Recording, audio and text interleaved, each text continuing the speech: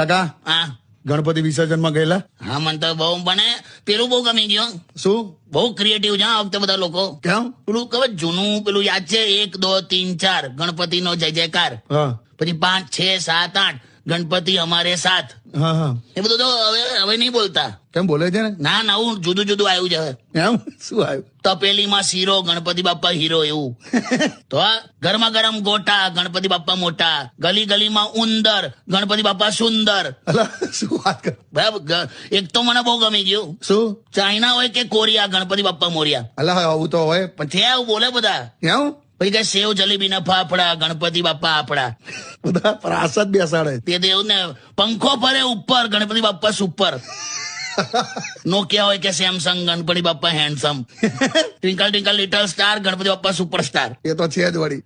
1 guard 2 guard Ganpati Bappa body guard.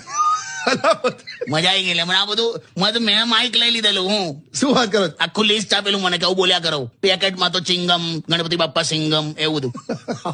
તો બાળકો જેવા જો. તો હું ખાવાનું પણ તો કાકી સાથે આયેલા જોડે?